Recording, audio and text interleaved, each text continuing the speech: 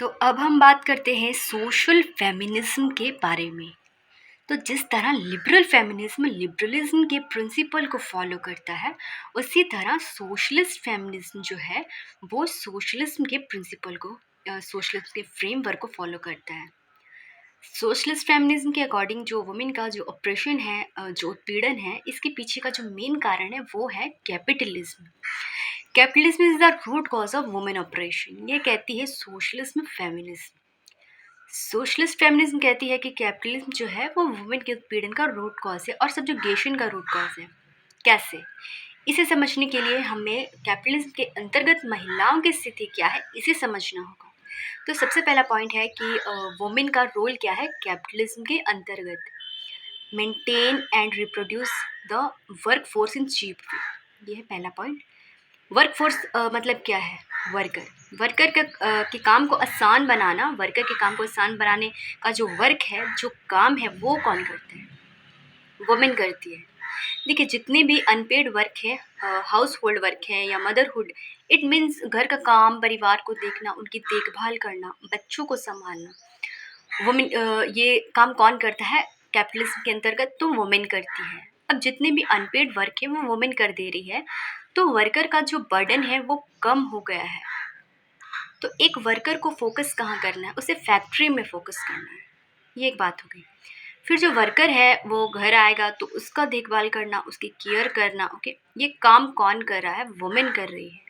तो एक तरह से देखा जाए वर्क फोर्स जो है, जो कि कैपिटलिज्म के एक बहुत ही इम्पॉर्टेंट हिस्सा है, वर्कर। इस वर्किंग क्लास को मेंटेन करने का काम किनका है? वुमेन का है।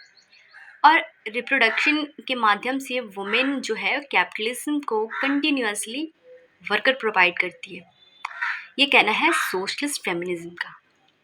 वुमेन जो है वो कैपिटलिज्म के इकोनॉमिक इंटरेस्ट को प्रमोट कर रही है। इकोनॉमिक इंटरेस्ट के लिए वुमेन जो है इम्पॉर्टेंट है और इसलिए वुमेन का घर पर ही रहना और डोमेस्टिक वर्क करना, सब्जुकेटेड करना रहना, ये कैपिटलिज्म के लिए बढ़िया है। दूसरा पॉइंट है act as reserve army of labour. It means कि वुमेन को as a reserve army of labour treat किया जाता है। देखिए, जब मांग बहुत बढ़ जाए, बढ़ जाती है, मान लीजिए किसी कैपिटलिज्म कंट्री में मांग बहुत बढ़ गई, प्रोडक्शन बहुत अधिक करना है, तो वुमेन को तुरंत उन्हें भी फैक्ट्री में जॉब दिए जाते हैं। जैसे कि वर्ल्ड वार 1, वर्ल्ड वार 2 के समय में हुआ, जितने भी मेल थे वो वार में चले गए, तो फैक्ट्रीज में वर्कर की कमी हो गई, तो महिलाओं को जॉब दिया जाने लगा। लेकिन जैसे ही डिमांड घट जाती है, जैसे ही वर्ल्ड वार ख़त्म हुआ, तो फिर से महिलाओं को कहा गया कि आप लोग फिर से घर चले जाएं और अपने डोमेस्टिक वर्क पे फोकस करें। तो वो क्या है? एक रिजर्व आर्मी ऑफ लेबर है। रिजर्व आर्मी की लेबर की तरह है।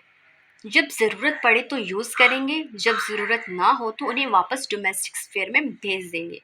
तो ये स्टेटस है वुमेन का कैपिटलिज्म के अंतर्गत। Third point, treated as a slave of the slave. Capitalism के अंतर्गत वुमेन को स्लेव ऑफ द स्लेव की तरह ट्रीट किया जाता है। देखिए, कैपिटलिज्म एक सिस्टमैटिक इनक्वालिटीज़ को स्टैब्लिश करता है। कैपिटलिज्म के नीचे कौन है? वर्कर। वर्कर के नीचे कौन है? वुमेन।